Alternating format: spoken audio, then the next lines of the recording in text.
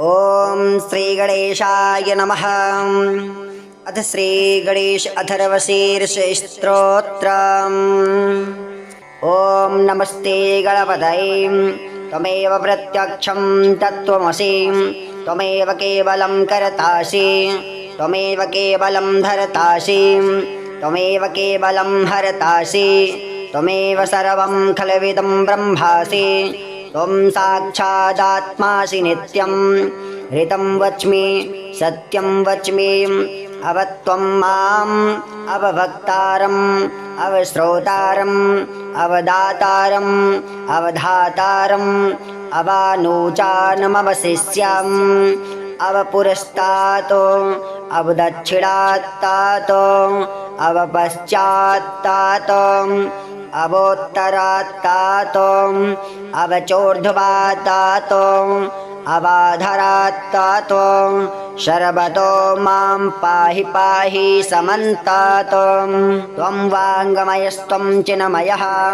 त्वमानन्दमयस्त्वं ब्रह्ममयः त्वं सच्चिदानन्दादितेयोऽसि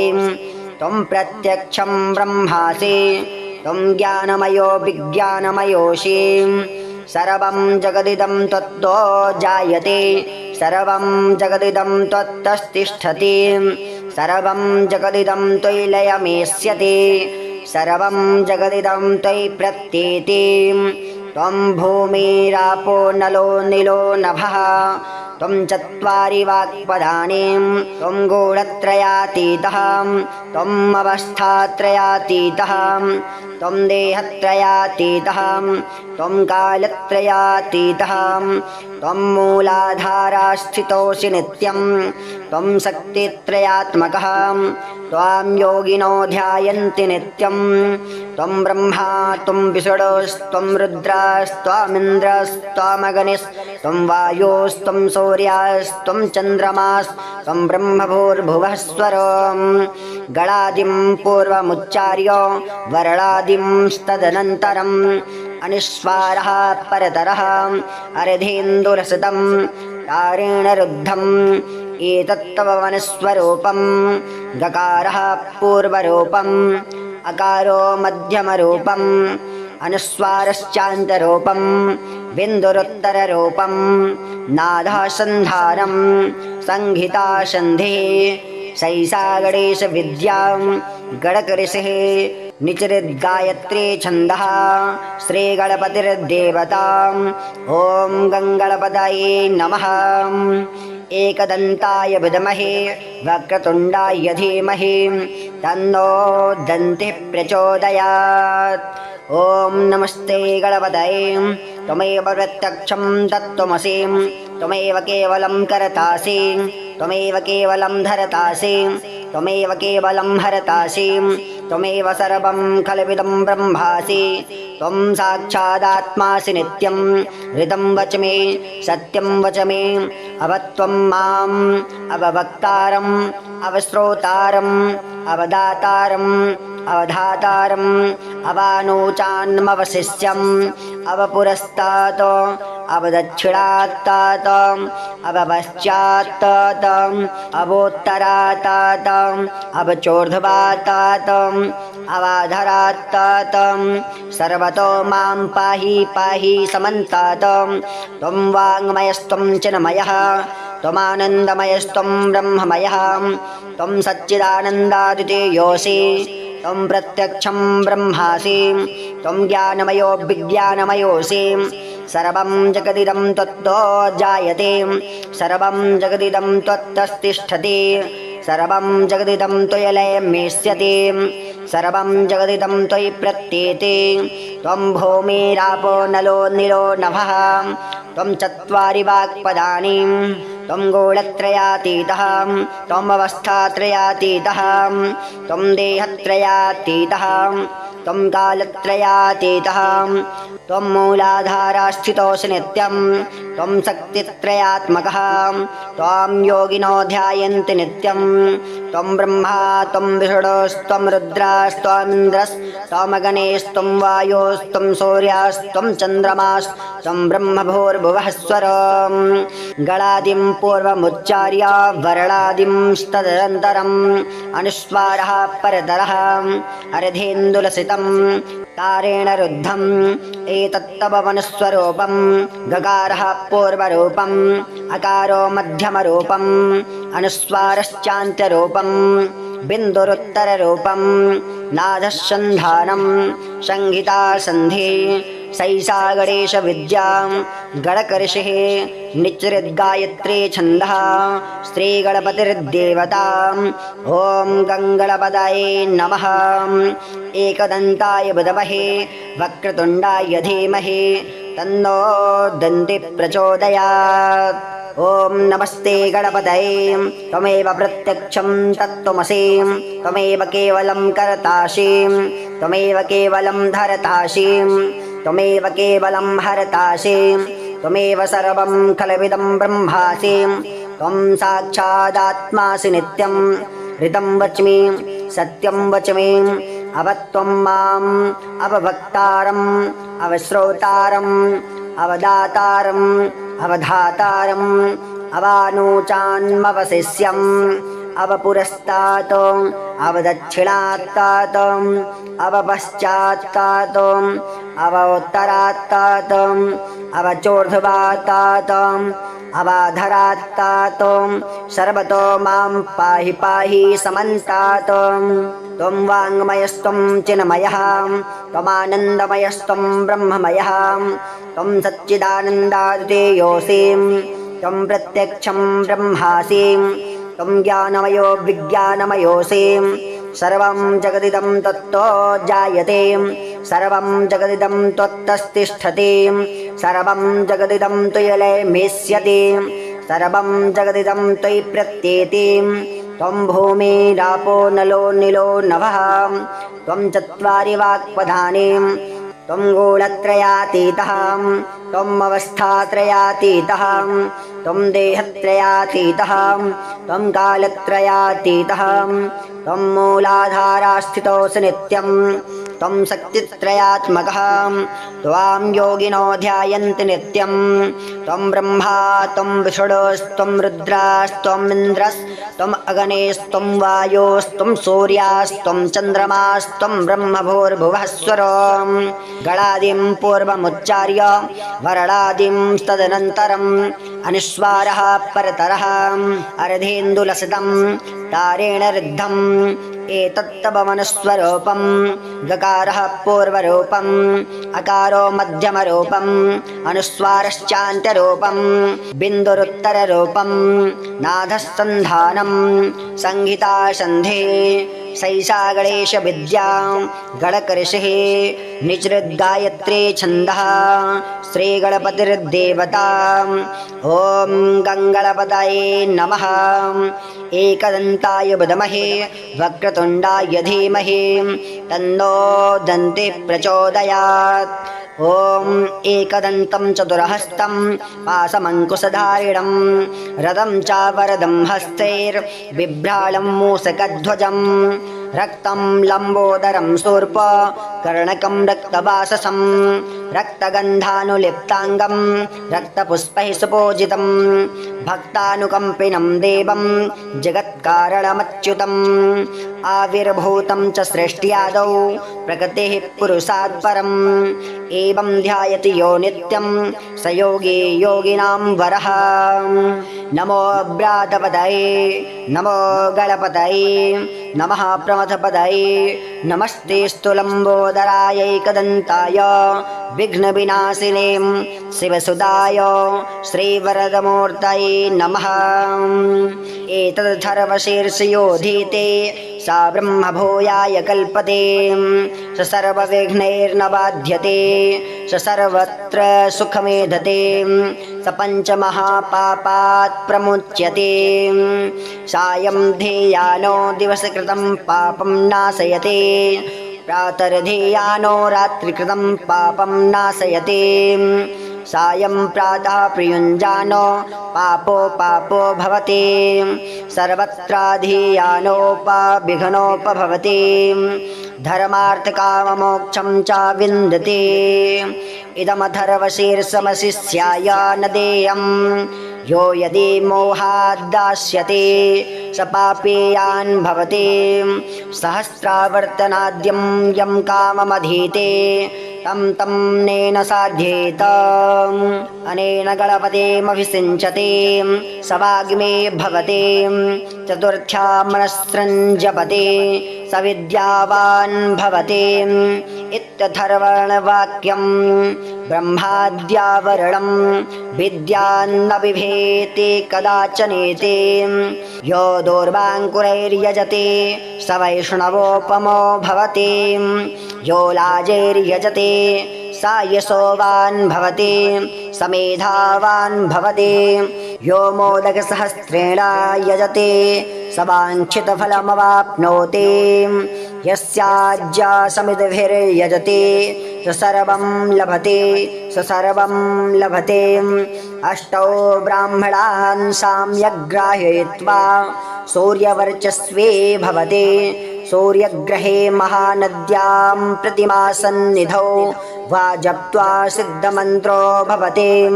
महाविघ्नात् प्रमुच्यते महादोषात् प्रमुच्यते महाप्रत्यवायात् प्रमुच्यते स सर्वविद् भवति स सर्वविद् भवति य एवं वेद इत्युपनिषत् ॐ शान्तिः शान्तिः शान्तिः ॐ नमस्ते गणपतये त्वमेव प्रत्यक्षं तत्त्वमसि त्वमेव केवलं कर्तासि त्वमेव केवलं धर्तासि त्वमेव केवलं हर्तासि त्वमेव सर्वं खल्विदं ब्रह्मासि त्वं साक्षादात्मासि नित्यं ऋतं वच्मि सत्यं वच्मि अवत्वं माम् अवभक्तारम् अवश्रोतारम् अवदातारम् अवधातारम् अवानूचानमवशिष्यम् अवपुरस्तातो अवदक्षिणात्तातो अवपश्चात्तातो अवोत्तरात्तातो अवचोर्ध्वात्तातो अवाधरात्तातो शर्वतो मां पाहि पाहि समन्तातो त्वं वाङ्गमयस्त्वं चिन्मयः त्वमानन्दमयस्त्वं ब्रह्ममयः त्वं सच्चिदानन्दादितेयोऽसि त्वं प्रत्यक्षं ब्रह्मासि त्वं ज्ञानमयो विज्ञानमयोऽसि सर्वं जगदिदं त्वत्तो जायते सर्वं जगदिदं त्वत्तस्तिष्ठति सर्वं जगदिदं त्वयि लयमेष्यति सर्वं जगदिदं त्वयि प्रत्येति त्वं भूमिरापो नलो निलो नभः त्वं चत्वारि वाक्पदानि त्वं गुणत्रयातीतः त्वम् अवस्थात्रयातीतः त्वं देहत्रयातीतः त्वं कालत्रयातीतः त्वं मूलाधारास्थितोऽसि नित्यं त्वं शक्तित्रयात्मकः त्वां योगिनो ध्यायन्ति नित्यं त्वं ब्रह्मा त्वं विष्णुस्त्वं रुद्रस्त्वामिन्द्रस्त्वामग्निस्त्वं वायुस्त्वं सूर्यस्त्वं चन्द्रमास्त्वं ब्रह्मभूर्भुवः स्वरं गणादिं पूर्वमुच्चार्य वर्णादिंस्तदनन्तरम् अनिस्वारः परतरः अर्धेन्दुरसतं तारेणरुद्धम् एतत्तव वनस्वरूपं गकारः पूर्वरूपम् अकारो मध्यमरूपम् अनुस्वारश्चान्तरूपं बिन्दुरुत्तररूपं नादः सन्धानं संहिता सन्धिः सैषा गणेशविद्या गणकऋषिः निचरिद्गायत्री छन्दः श्रीगणपतिर्देवता ॐ गङ्गणपतये नमः एकदन्ताय विद्महे वक्रतुण्डाय धीमहि तन्नो दन्तिः प्रचोदयात् ॐ नमस्ते गणपतये त्वमेव प्रत्यक्षं तत्त्वमसि त्वमेव केवलं करतासि त्वमेव केवलं धरतासि त्वमेव केवलं हरतासि त्वमेव सर्वं खलविदं ब्रह्मासि त्वं साक्षादात्मासि नित्यं ऋतं वच मे सत्यं वच मे अवत्वं माम् अववक्तारम् अवश्रोतारम् अवदातारम् अवधातारम् अवानोचान्मवशिष्यम् अवपुरस्तात् अवदक्षिणात्तात् अवपश्चात्तात् अवोत्तरात्तात् अवचोर्ध्वात्तात् अवाधरात्तात् सर्वतो मां पाहि पाहि समन्तात् त्वं वाङ्मयस्त्वं चिन्मयः त्वमानन्दमयस्त्वं ब्रह्ममयः त्वं सच्चिदानन्दादितेयोऽसि त्वं प्रत्यक्षं ब्रह्मासि त्वं ज्ञानमयो विज्ञानमयोऽसि सर्वं जगदिदं त्वत्तो जायते सर्वं जगदिदं त्वत्तस्तिष्ठति सर्वं जगदिदं त्वयलयमेष्यति सर्वं जगदिदं त्वयि प्रत्येते त्वं भूमिरापो नलो निलो नभः त्वं चत्वारि वाक्पदानि त्वं गूढत्रयातीतः त्वम् अवस्थात्रयातीतः त्वं देहत्रयातीतः त्वं कालत्रयातीतः त्वं मूलाधारस्थितोऽसि नित्यं त्वं शक्तित्रयात्मकः त्वां योगिनो ध्यायन्ति नित्यं त्वं ब्रह्मा त्वं विष्णुस्त्वं रुद्रस्त्वमिन्द्रस्त्वमगणेस्त्वं वायोस्त्वं सूर्यास्त्वं चन्द्रमास्त्वं ब्रह्मभूर्भुवः स्वरं गणादिं पूर्वमुच्चार्य वर्णादिंस्तदनन्तरम् अनुस्वारः परतरः अर्धेन्दुलसितं तारेण रुद्धम् एतत्तव वनस्वरूपं गकारः पूर्वरूपम् अकारो मध्यमरूपम् अनुस्वारश्चान्त्यरूपम् बिन्दुरुत्तररूपम् नादः सन्धानं संहिता सन्धि सैषा गणेश विद्या गणकर्षिः निच्चृद्गायत्री छन्दः श्रीगणपतिर्देवता ॐ गङ्गणपतये नमः एकदन्ताय विद्महे वक्रतुण्डाय धीमहि तन्नो दन्तिः प्रचोदयात् ॐ नमस्ते गणपतये त्वमेव प्रत्यक्षं तत्त्वमसि त्वमेव केवलं कर्तासि त्वमेव केवलं धरतासि त्वमेव केवलं हरतासि त्वमेव सर्वं खलविदं ब्रह्मासि त्वं साक्षादात्मासि नित्यं ऋतं वच मे सत्यं वच मे अवत्वं माम् अववक्तारम् अवश्रोतारम् अवदातारम् अवधातारम् अवानोचान्मवशिष्यम् अवपुरस्तात् अवदक्षिणात्तात् अवपश्चात्तात् अवोत्तरात्तात् अवचोर्ध्वात्तात् अवाधरात्तात् सर्वतो मां पाहि पाहि समन्तात् त्वं वाङ्मयस्त्वं चिन्मयः त्वमानन्दमयस्त्वं ब्रह्ममयः त्वं सच्चिदानन्दादितेयोऽसि त्वं प्रत्यक्षं ब्रह्मासि त्वं ज्ञानमयो विज्ञानमयोऽसि सर्वं जगदिदं त्वत्तो जायते सर्वं जगदिदं त्वत्तस्तिष्ठति सर्वं जगदिदं त्वयलयमेष्यति सर्वं जगदिदं त्वयि प्रत्येति त्वं भूमिरापो नलो निलो नभः त्वं चत्वारि वाक्पदानि त्वं गूढत्रयातीतः त्वम् अवस्थात्रयातीतः त्वं देहत्रयातीतः त्वं कालत्रयातीतः त्वं मूलाधारस्थितोऽसि नित्यं त्वं शक्तित्रयात्मकः त्वां योगिनो ध्यायन्ति नित्यं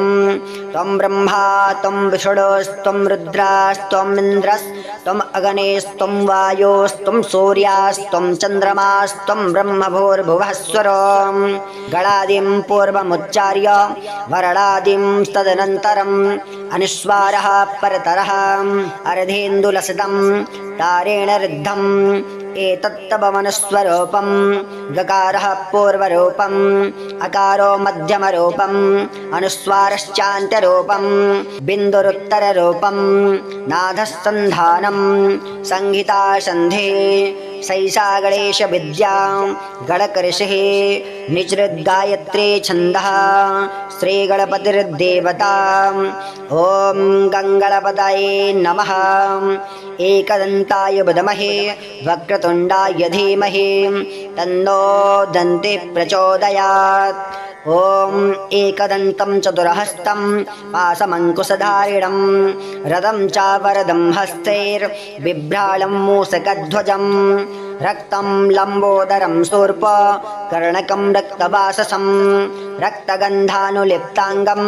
रक्तपुष्पैः सुपूजितं भक्तानुकम्पिनं देवं जगत्कारणमच्युतम् आविर्भूतं च सृष्ट्यादौ प्रकृतिः पुरुषात् परम् एवं ध्यायति यो नित्यं स योगी योगिनां वरः। नमो व्रातपतये नमो गणपतये नमः प्रमथपतये नमस्ते स्तुलम्बोदरायैकदन्ताय विघ्नविनाशिने शिवसुताय श्रीवरदमूर्तये नमः। एतद्धर्वशीर्षयोधीते सा ब्रह्मभूयाय कल्पते स सर्वविघ्नैर्न बाध्यते स सर्वत्र सुखमेधते स पञ्चमहापापात् प्रमुच्यते सायं ध्येयानो दिवसकृतं पापं नाशयते प्रातर्ध्येयानो रात्रिकृतं पापं नाशयते सायं प्रातः प्रयुञ्जानो पापो भवति सर्वत्राधियानोपविघ्नोपभवति धर्मार्थकाममोक्षं च विन्दते इदमथर्वशीर्षमशिष्याय न देयम् यो यदि मोहाद्दास्यते स पापेयान् भवति सहस्रावर्तनाद्यं यं काममधीते तं नेन साध्येत अनेन गणपतिमभिषिञ्चते स वाग्मे भवते चतुर्थ्या मनस्सृञ्जपते स विद्यावान् भवते इत्यथर्वणवाक्यं ब्रह्माद्यावरणं विद्यान्न बिभेति कदाचनेति यो दूर्वाङ्कुरैर्यजते स वैष्णवोपमो भवति यो लाजैर्यजते स यशोवान् भवति स मेधावान् भवति यो मोदकसहस्रेण यजते स वाञ्छितफलमवाप्नोति यस्याज्ञासमितिभिर्यजते स सर्वं लभते अष्टौ ब्राह्मणान् साम्यग्राहयित्वा सूर्यवर्चस्वे भवते सूर्यग्रहे महानद्यां प्रतिमासन्निधौ वा जप्त्वा सिद्धमन्त्रो भवते महाविघ्नात् प्रमुच्यते महादोषात् प्रमुच्यते महाप्रत्यवायात् प्रमुच्यते स सर्वविद् भवति य एवं वेद इत्युपनिषत्। ॐ शान्तिः शान्तिः शान्तिः। ॐ नमस्ते गणपतये त्वमेव प्रत्यक्षं तत्त्वमसि त्वमेव केवलं कर्तासि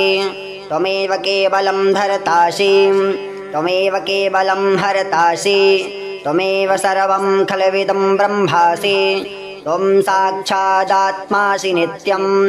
ऋतं वच्मि सत्यं वच्मि अवत्वं माम्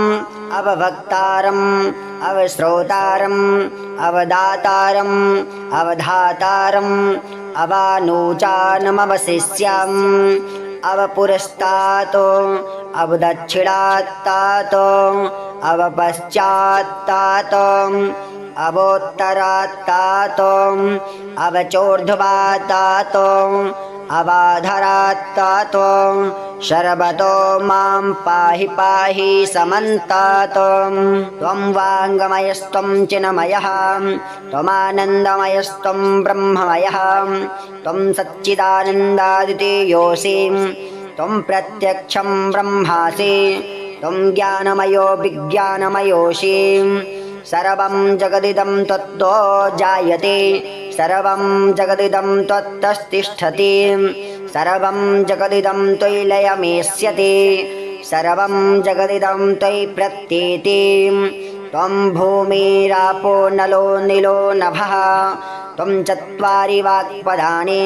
त्वं गूढत्रयातीतः त्वम् अवस्थात्रयातीतः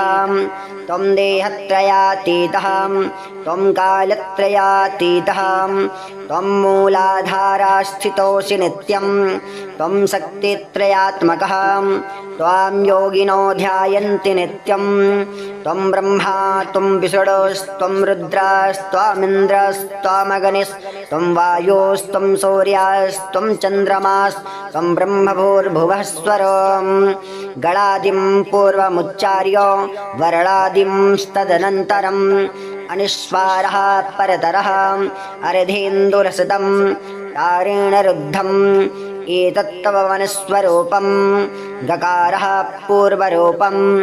अकारो मध्यमरूपम् अनुस्वारश्चान्तरूपं बिन्दुरुत्तररूपं नादः सन्धानं संहिता सन्धिः सैषा गणेशविद्या गणकऋषिः निचरिद्गायत्री छन्दः श्रीगणपतिर्देवता ॐ गङ्गणपतये नमः एकदन्ताय विद्महे वक्रतुण्डाय धीमहि तन्नो दन्तिः प्रचोदयात् ॐ नमस्ते गणपतये त्वमेव प्रत्यक्षं तत्त्वमसि त्वमेव केवलं करतासि त्वमेव केवलं धरतासि त्वमेव केवलं हरतासि त्वमेव सर्वं खल्विदं ब्रह्मासि त्वं साक्षादात्मासि नित्यं ऋतं वच मे सत्यं वच मे अवत्वं माम् अववक्तारम् अवश्रोतारम् अवदातारम्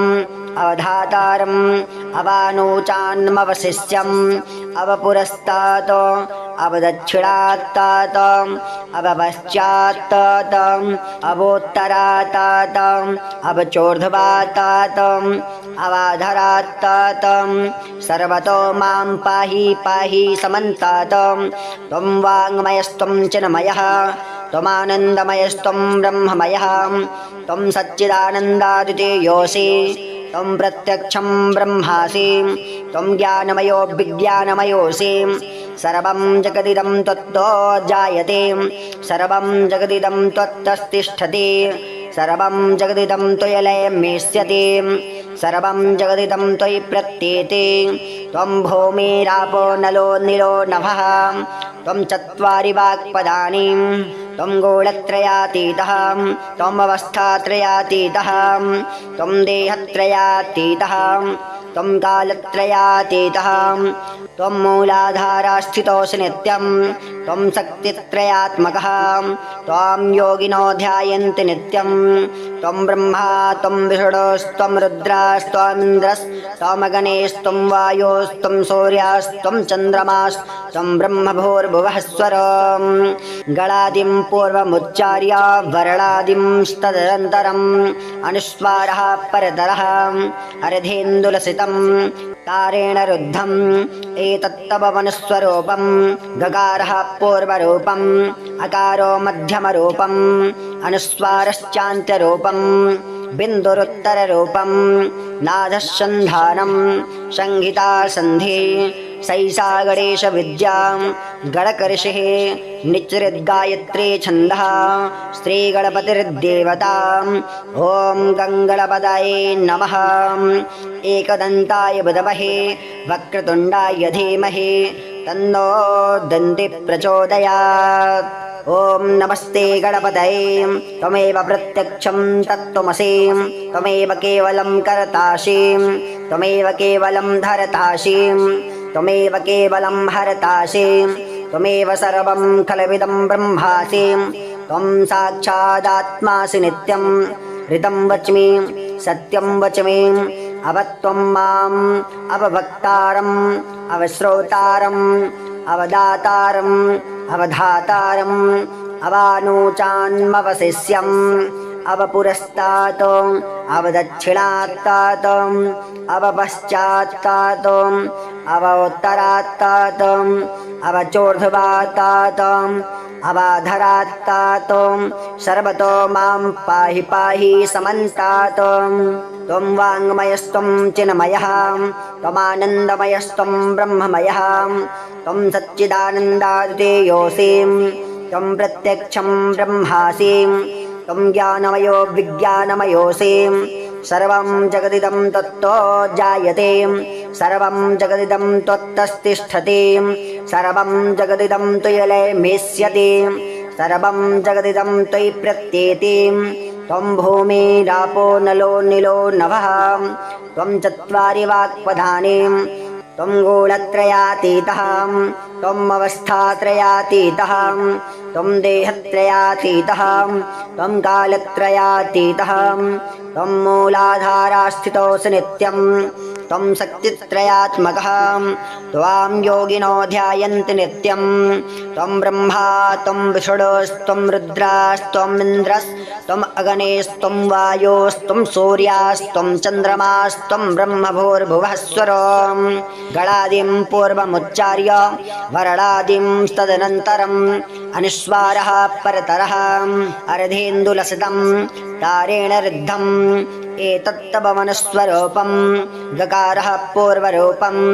अकारो मध्यमरूपम् अनुस्वारश्चान्त्यरूपं बिन्दुरुत्तररूपं नादस्सन्धानं संहिता सन्धे सैषा गणेश विद्या गणकऋषिः निजृद्गायत्री छन्दः श्रीगणपतिर्देवता। ॐ गङ्गणपतये नमः। एकदन्ताय विद्महे वक्रतुण्डाय धीमहि तन्नो दन्तिः प्रचोदयात्। ॐ एकदन्तं चतुरहस्तं पाशमङ्कुशधारिणं रथं चावरदं हस्तैर्बिभ्रालं मूषकध्वजं रक्तं लम्बोदरं शूर्प कर्णकं रक्तवाससं रक्तगन्धानुलिप्ताङ्गं रक्तपुष्पैः सुपूजितं भक्तानुकम्पिनं देवं जगत्कारणमच्युतम् आविर्भूतं च सृष्ट्यादौ प्रकृतिः पुरुषात् परम् एवं ध्यायति यो नित्यं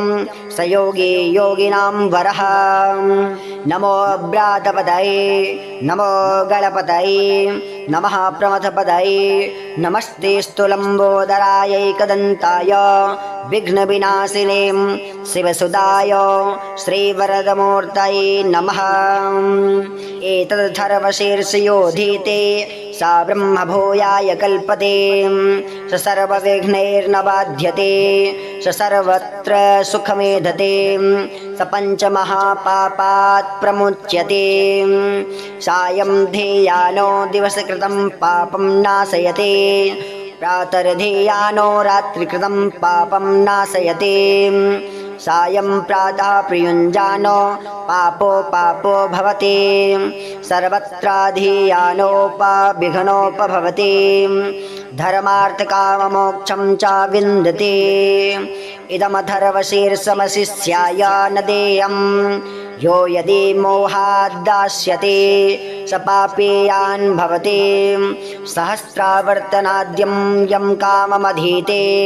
तं तं नेन साध्येत अनेन गणपतेमभिषिञ्चते स वाग्मे भवते चतुर्थ्या मनस्सृञ्जपते स विद्यावान् भवते इत्यथर्वणवाक्यं ब्रह्माद्यावरणं विद्यान्न बिभेति कदाचनेते यो दूर्वाङ्कुरैर्यजते स वैष्णवोपमो भवति यो लाजैर्यजते स यशोवान् भवति स मेधावान् भवति यो मोदकसहस्रेण यजते स वाञ्छितफलमवाप्नोति यस्याज्ञासमितिभिर्यजते स सर्वं लभते स सर्वं लभते अष्टौ ब्राह्मणान् साम्यग्राहयित्वा सूर्यवर्चस्वे भवते सूर्यग्रहे महानद्यां प्रतिमासन्निधौ वा जप्त्वा सिद्धमन्त्रो भवते महाविघ्नात् प्रमुच्यते महादोषात् प्रमुच्यते महाप्रत्यवायात् प्रमुच्यते स सर्वविद्भवति स सर्वविद्भवति य एवं वेद इत्युपनिषत्। ॐ शान्तिः शान्तिः शान्तिः। ॐ नमस्ते गणपतये। त्वमेव प्रत्यक्षं तत्त्वमसि त्वमेव केवलं कर्तासि त्वमेव केवलं धर्तासि त्वमेव केवलं हर्तासि त्वमेव सर्वं खल्विदं ब्रह्मासि त्वं साक्षादात्मासि नित्यं ऋतं वच्मि सत्यं वच्मि अवत्वं माम् अवभक्तारम् अवश्रोतारम् अवदातारम् अवधातारम् अवानूचानमवशिष्यम् अवपुरस्तातो अवदक्षिणात्तातो अवपश्चात्तातो अवोत्तरात्तातो अवचोर्ध्वात्तातो अवाधरात्तातो शर्वतो मां पाहि पाहि समन्तातो। त्वं वाङ्मयस्त्वं चिन्मयः त्वमानन्दमयस्त्वं ब्रह्ममयः त्वं सच्चिदानन्दादितेयोऽसि त्वं प्रत्यक्षं ब्रह्मासि त्वं ज्ञानमयो विज्ञानमयोऽसि सर्वं जगदिदं त्वत्तो जायते सर्वं जगदिदं त्वत्तस्तिष्ठति सर्वं जगदिदं त्वयि लयमेष्यति सर्वं जगदिदं त्वयि प्रत्येति त्वं भूमिरापो नलो निलो नभः त्वं चत्वारि वाक्पदानि त्वं गुणत्रयातीतः त्वम् अवस्थात्रयातीतः त्वं देहत्रयातीतः त्वं कालत्रयातीतः त्वं मूलाधारास्थितोऽसि नित्यं त्वं शक्तित्रयात्मकः त्वां योगिनो ध्यायन्ति नित्यं त्वं ब्रह्मा त्वं विष्णुस्त्वं रुद्रस्त्वामिन्द्रस्त्वामग्निस्त्वं वायुस्त्वं सूर्यस्त्वं चन्द्रमास्त्वं ब्रह्मभूर्भुवः स्वरं गणादिं पूर्वमुच्चार्य वर्णादिंस्तदनन्तरम् अनिस्वारः परतरः अर्धेन्दुरसतं तारेण रुद्धम् एतत्तव वनस्वरूपं गकारः पूर्वरूपम् अकारो मध्यमरूपम् अनुस्वारश्चान्तरूपं बिन्दुरुत्तररूपं नादः सन्धानं संहिता सन्धिः सैषा गणेशविद्या गणकऋषिः निचरिद्गायत्री छन्दः श्रीगणपतिर्देवता। ॐ गङ्गणपतये नमः। एकदन्ताय विद्महे वक्रतुण्डाय धीमहि तन्नो दन्तिः प्रचोदयात्। ॐ नमस्ते गणपतये। त्वमेव प्रत्यक्षं तत्त्वमसि त्वमेव केवलं कर्तासि त्वमेव केवलं धर्तासि त्वमेव केवलं हर्तासि त्वमेव सर्वं खल्विदं ब्रह्मासि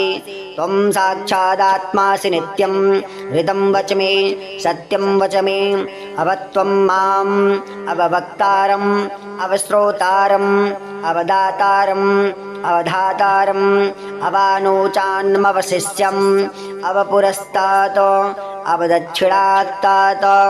अवपश्चात्तातो अवोत्तरात्तातो अवचोर्ध्वात्तातो अवाधरात्तातो सर्वतो मां पाहि पाहि समन्तातो। त्वं वाङ्मयस्त्वं चिन्मयः त्वमानन्दमयस्त्वं ब्रह्ममयः त्वं सच्चिदानन्दादितेयोऽसि त्वं प्रत्यक्षं ब्रह्मासि त्वं ज्ञानमयो विज्ञानमयोऽसि सर्वं जगदिदं त्वत्तो जायते सर्वं जगदिदं त्वत्तस्तिष्ठति सर्वं जगदिदं त्वयि लयमेष्यति सर्वं जगदिदं त्वयि प्रत्येति त्वं भूमिरापो नलो निलो नभः त्वं चत्वारि वाक्पदानि त्वं गुणत्रयातीतः त्वम् अवस्थात्रयातीतः त्वं देहत्रयातीतः त्वं कालत्रयातीतः त्वं मूलाधारस्थितोऽसि नित्यं त्वं शक्तित्रयात्मकः त्वां योगिनो ध्यायन्ति नित्यं त्वं ब्रह्मा त्वं विष्णुस्त्वं रुद्रस्त्वमिन्द्रस्त्वमगणेस्त्वं वायोस्त्वं सूर्यास्त्वं चन्द्रमास्त्वं ब्रह्मभूर्भुवः स्वरं गणादिं पूर्वमुच्चार्य वर्णादिंस्तदनन्तरम् अनुस्वारः परतरः अर्धेन्दुलसितं तारेण रुद्धम् एतत्तव वनस्वरूपं गकारः पूर्वरूपम् अकारो मध्यमरूपम् अनुस्वारश्चान्त्यरूपम् बिन्दुरुत्तररूपम् नादः सन्धानं संहिता सन्धि सैषा गणेश विद्या गणकर्षिः निच्चृद्गायत्री छन्दः श्रीगणपतिर्देवता ॐ गङ्गणपतये नमः एकदन्ताय विद्महे वक्रतुण्डाय धीमहि तन्नो दन्तिः प्रचोदयात् ॐ नमस्ते गणपतये त्वमेव प्रत्यक्षं तत्त्वमसि त्वमेव केवलं कर्तासि त्वमेव केवलं धर्तासि त्वमेव केवलं हरतासि त्वमेव सर्वं खलविदं ब्रह्मासि त्वं साक्षादात्मासि नित्यं ऋतं वच्मि सत्यं वच्मि अवत्वं माम् अवभक्तारम् अवश्रोतारम् अवदातारम् अवधातारम् अवानूचान्मवशिष्यम् अवपुरस्तात् अवदक्षिणात्तात् अवपश्चात्तात् अवोत्तरात्तात् अवचोर्ध्वात्तात् अवाधरात्तात् सर्वतो मां पाहि पाहि समन्तात् त्वं वाङ्मयस्त्वं चिन्मयः त्वमानन्दमयस्त्वं ब्रह्ममयः त्वं सच्चिदानन्दादितेयोऽसि त्वं प्रत्यक्षं ब्रह्मासि त्वं ज्ञानमयो विज्ञानमयोऽसि सर्वं जगदिदं तत्तो जायते सर्वं जगदिदं त्वत्तस्तिष्ठति सर्वं जगदिदं त्वयिलयमिष्यति सर्वं जगदिदं त्वयि प्रत्येति त्वं भूमिरापो नलो निलो नभः त्वं चत्वारि वाक्पदानि त्वं गूढत्रयातीतः त्वम् अवस्थात्रयातीतः त्वं देहत्रयातीतः त्वं कालत्रयातीतः त्वं मूलाधारस्थितोऽसि नित्यं त्वं शक्तित्रयात्मकः त्वां योगिनो ध्यायन्ति नित्यं त्वं ब्रह्मा त्वं विष्णुस्त्वं रुद्रास्त्वमिन्द्रस्त्वम् अगणेस्त्वं वायोस्त्वं सूर्यास्त्वं चन्द्रमास्त्वं ब्रह्मभूर्भुवः स्वरं गणादिं पूर्वमुच्चार्य वर्णादिंस्तदनन्तरम् अनुस्वारः परतरः अर्धेन्दुलसितं तारेण रुद्धम् एतत्तव वनस्वरूपं गकारः पूर्वरूपम् अकारो मध्यमरूपम् अनुस्वारश्चान्त्यरूपम् बिन्दुरुत्तररूपम् नादः सन्धानं संहिता सन्धि सैषा गणेश विद्या गणकर्षिः निच्चृद्गायत्री छन्दः श्रीगणपतिर्देवता ॐ गङ्गणपतये नमः एकदन्ताय विद्महे वक्रतुण्डाय धीमहि तन्नो दन्तिः प्रचोदयात् ॐ एकदन्तं चतुरहस्तं पाशमङ्कुशधारिणं रथं च वरदं हस्तैर्बिभ्रालं मूषकध्वजं रक्तं लम्बोदरं शूर्प कर्णकं रक्तवाससं रक्तगन्धानुलिप्ताङ्गं रक्तपुष्पैः सुपूजितं भक्तानुकम्पिनं देवं जगत्कारणमच्युतम्